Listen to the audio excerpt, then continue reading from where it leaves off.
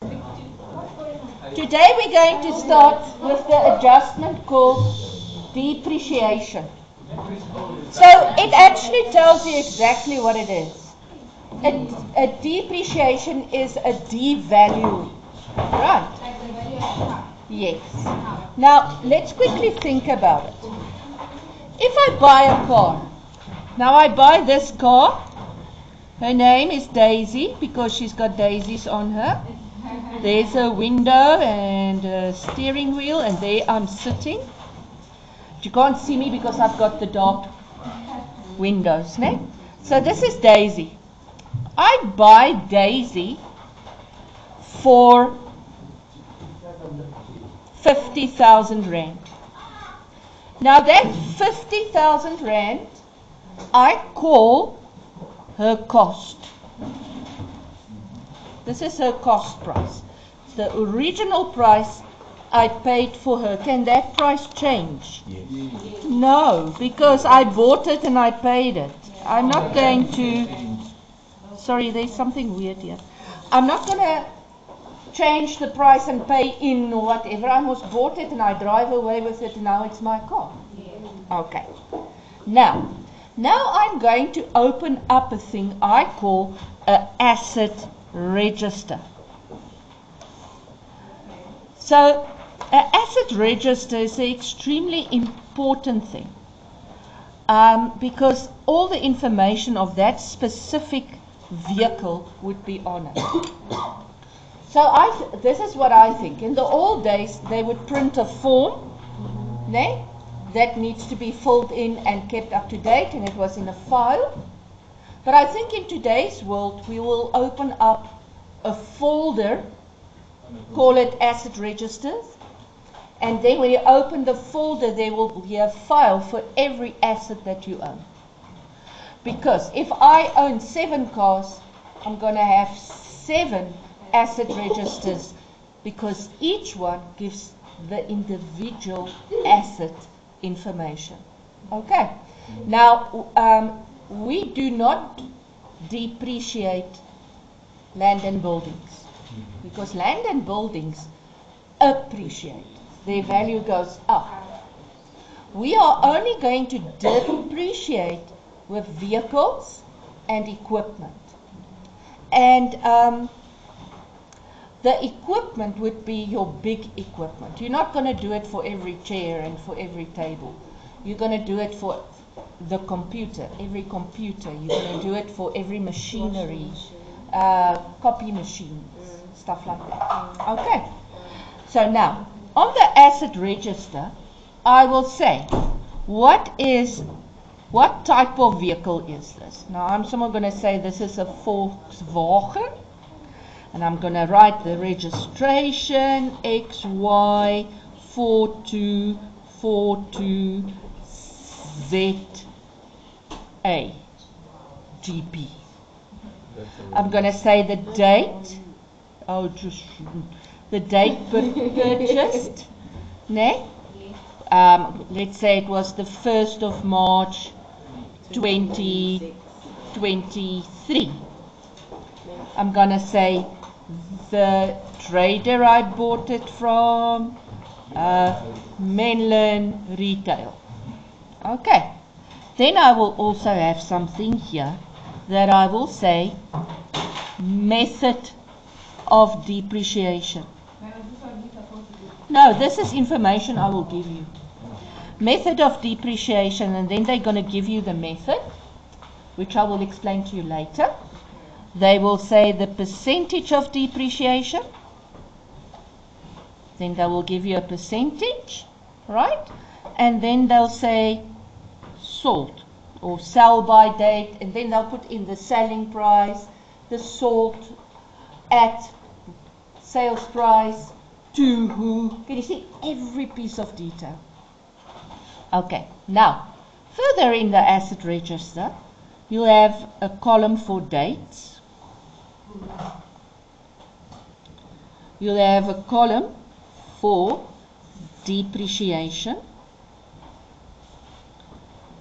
You'll have a column for accumulated depreciation.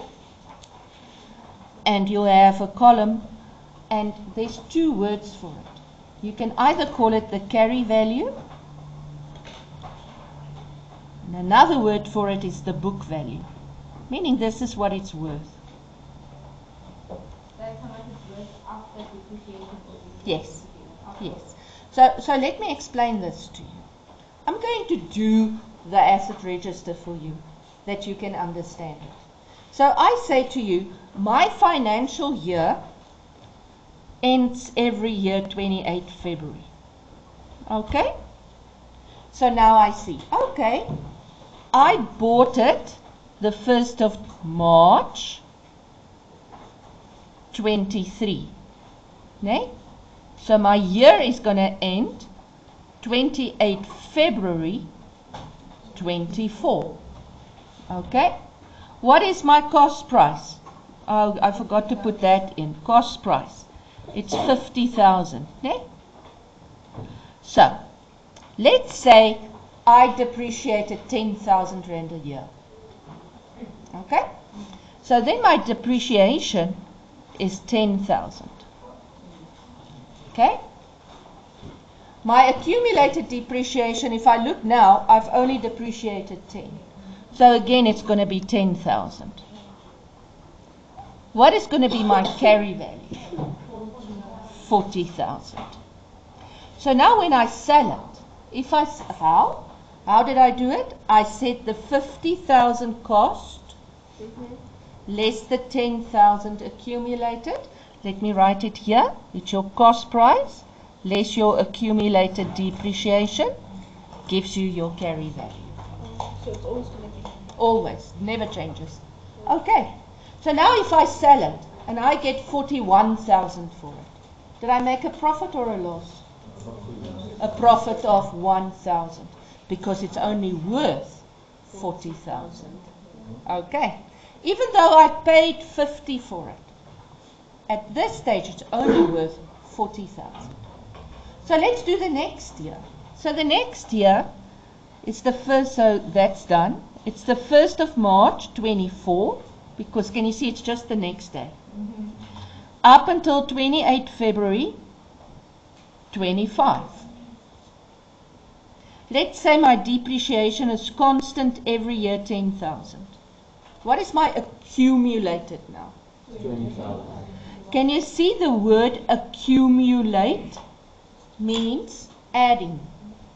So you are literally going to take this 10,000, you're going to add the depreciation, and it will give you the new accumulator. You get it? So what's my carry value now? 30. How do I get 30?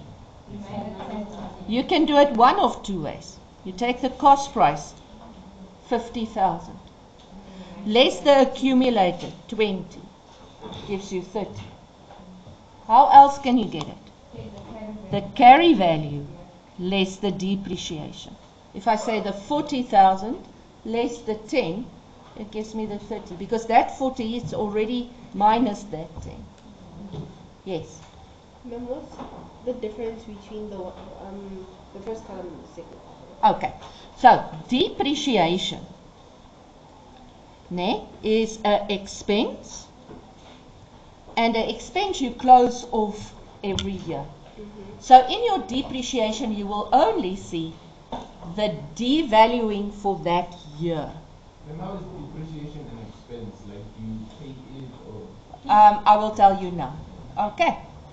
Now, accumulated depreciation is, and this is the first time you're ever going to hear it, it's a negative asset. Why would it be a negative asset? It makes the value of the asset less. Because the asset is 50,000. But by depreciating it, the worth is going down. Ne? So in other words, you will make it a B account. So depreciation is nominal and it goes to the income statement. And accumulated is a balance sheet and it will go to the balance sheet. So basically, if you look at this, depreciation for year 1 plus depreciation for year 2 gives me accumulated depreciation for year 2. Get it? No. Depreciation for year 1 plus depreciation for year 2 gives me accumulated for year 2. You see? Let's pretend that we are already in 2026. So I say 1st of March 25 till 28 February 26. My depreciation is constant 10,000. What's my accumulated? I say 20. That 20 plus the 10 gives me 30. You see? Can you see now what is accumulated? It's depreciation for year 1 plus depreciation for year 2 plus depreciation for year 3, being this is 1, 2, 3, gives me accumulated for year 3. Or you can say accumulated for year 2 plus depreciation for year 3 gives me accumulated for 3. Let me go through again. Depreciation is for my financial year that I'm currently in. So when I look at depreciation, I know it only represents this financial year. Okay? Accumulated depreciation represents everything from the day I bought it up until today. So it's every year's depreciation accumulated, added. So what's my carry value now? 20,000. I can either say the cost of 50 less the accumulated gives me the 20. Or I can say last year's carry value less this year's depreciation gives me 20. Let me just explain. What is a balance sheet? Okay, so I didn't record. The question was who's interested in this info. So I'm saying first of all the business itself. Because when they draw up a balance sheet, they need this info. Why would they need this info? Oh, let's quickly think. With a balance sheet, I want to show the current financial position.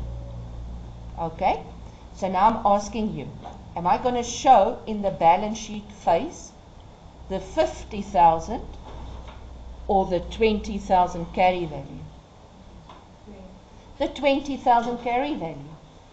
Because that thing that I have isn't worth 50 anymore. So I need to do entries in my books to get to the 20. Okay, so first of all, the business needs it. Okay. Second of all, we need to do it per vehicle or per asset. Why? Because if I want to sell Daisy now, I need to know the carry value. Because I need to be able to calculate if it makes a profit or a loss for me. I need to know it's worth 20,000. So I'm going to put it in the market for 25. You see? But if they come and negotiate it down, I'm not going to go below 20. Because at 20, I will break even. Okay. You guys get it? I'm going to get to your question of now. Is that what you want to ask again? I want to ask them, let's say, can your value be like 0 or negative? Like, No. We're going to learn, in grade 10, we learn very basic. Grade 11, we're going to learn about a thing called residual value, meaning if you want to keep the vehicle in your books, you cannot depreciate it less than R1. The carry value can't go less than 1.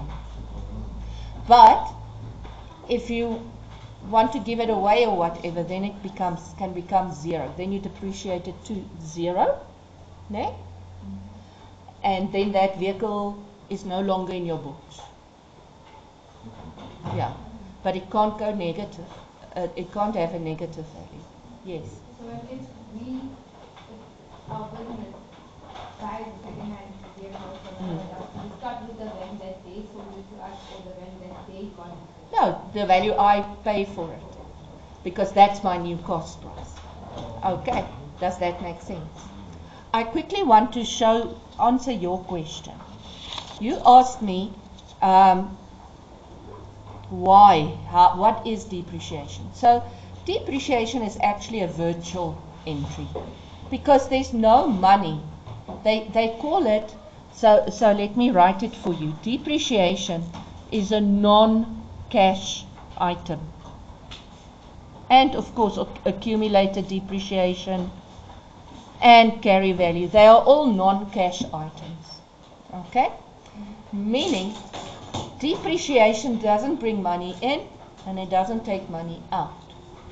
What I am doing, when I set up my income statement, I want to calculate my profit or my loss. Okay? Now what I'm actually doing is I'm saying, okay, so I bought Daisy for 50,000 and I'm going to depreciate her 10,000 every year. Can you see it's going to take 5 years to out depreciate her? Yes. Okay? It's going to take 5 years. So basically what I am doing is I am breaking up my asset into small expenses. So that, because I'm not going to say, oh, my expense on buying this vehicle was 50,000 and I deducted, and then my profit is way less this year than next year. I want to spread it because next year I'm using Daisy again. Next year I'm using Daisy again. I'm going to use Daisy for 5 years. So I depreciate her over 5 years, basically breaking her into 5 small expenses. That goes off my profit. Not one big expense. Does that make sense? Because a vehicle is not an expense. But I want to take into account that this vehicle is contributing to my daily operations because I'm delivering stuff. It might be a marketing thing if it's a nice cute little buggy. So I am writing it off against my profit. That's what I'm doing. Dawdle, let's go back. So if I go back here, go to your page. What am I doing? This goes here, this goes here. So if I look at this, can you see they give you here? Please stop talking. They give you here a sentence that says, cost price less accumulated depreciation gives you carry value. Okay. Now, this is very important. Remember, cost price is the original price you paid for it. Accumulated depreciation is all the depreciation from the day you bought it. Carry value is how much is it worth. Okay. Now, there's two methods. There's two methods to calculate cost depreciation. The first one we call the cost price method, or we call it the straight line method. Straight line. The straight line method, usually we will say on cost, so it's the cost price method, or it's the constant value method. Because if I calculate it on the cost price, does the cost price ever change? No. So it would be, if it was 50,000 and it's 10% on cost, then it would be every year 5,000, 5,000, 5,000, 5,000. You guys get it? Okay. The other method, we work with the carry value. If we work with the carry value, we call this the diminishing balance method.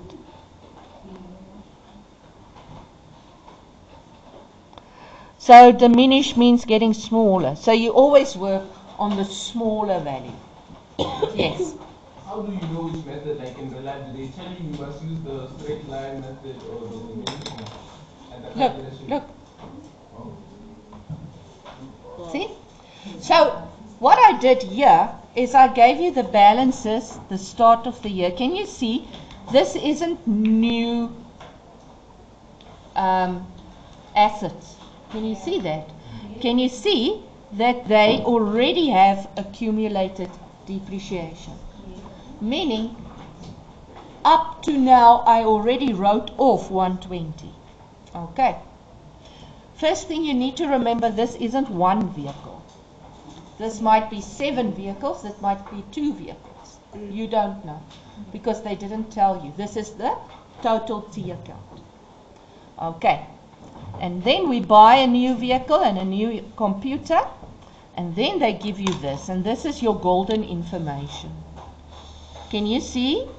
You always do depreciation the day the year ends. Okay. And I want you to please go and make note of what I'm saying to you now. We're going to first do the new vehicle. Okay. So if I do the vehicle, you can see there's a small space for calculations, but basically it's very small. When you say the year ends, do you mean the financial year? Yes. Okay, so I want you to write this down. I'm going to write it on a post-it note because I don't have space, and you can also do that if you want. If it's depreciation on cost, you work like this.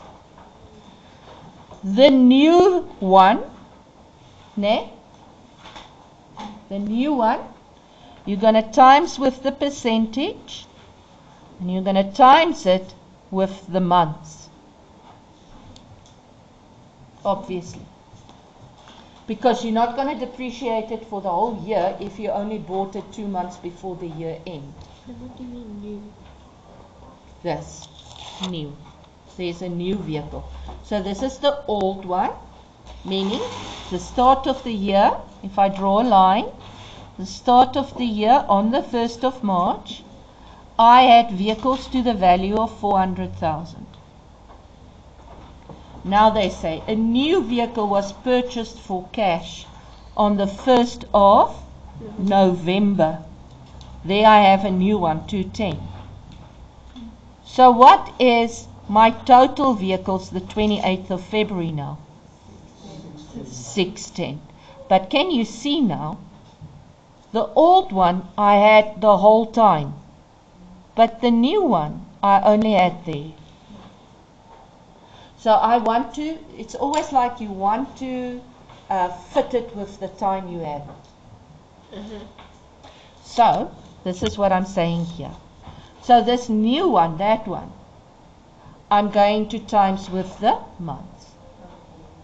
But the old one, I'm just going to times with the percentage.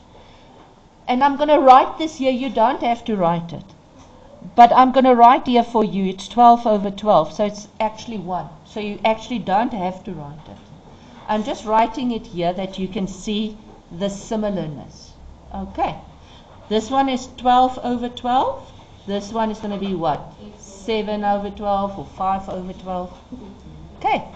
Can you see that if I bought the new vehicle here on day 1, the 1st of March, that I would also have it 12 months, and that I can actually make this one big calculation. Okay, sharp. And then I'm going to add those two to give me the depreciation. Okay, so let's try the vehicle one. Let's try it. Vehicles. So let's first take the new one. So the new one is how much? 210,000. 210,000. No. It is. Oh. 210,000. They say it's 20% on cost. So it's 20%. And I have it from the 1st of November till 28th February. So it's November, December, January, February. 4 months. How much do you get? 14,000. Okay, let's just see. Okay, everybody always asks me about this. So in school, we will not tell you you bought it the 20th of November. It will always be either the first day or the last day. In business, you will decide if you're going to split the month in half, and before half you don't, and after, you can do that. Or you can work on days and not months.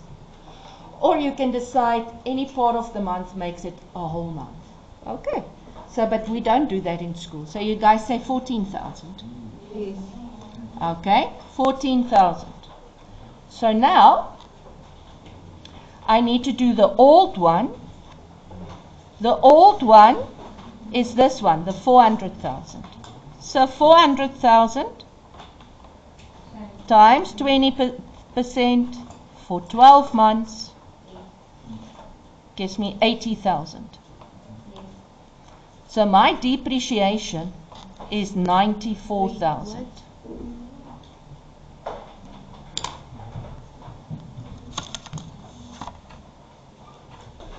I want to quickly, please, remember we did the GARP principles. Ne? I told you about the GARP principles. We haven't done all of them. I just quickly want to tell you one of them.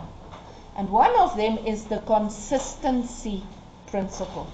And the consistency principles say, once I started depreciating vehicles on 20% on cost, this vehicles must be done on 20% on cost throughout. I chose that. I can't in the middle of the vehicle's life decide now I'm going to go to 40% or now I'm going to change the method. They stay the same. Because it's got an implication, if you're a company especially, on your tax that you need to pay to SARS. Okay, because you pay tax on your profit. And if you suddenly make your depreciation more, then your expenses is more, which means your profit is less, which means you pay less income tax. Ne? Ma'am, that's a plan. Yeah, that's a plan, but you're gonna be seen there as tax evasion, and you're gonna pay one extremely big fine, Go to jail. or you can even go to jail depending on the amount that you stole. Okay, now I want to show you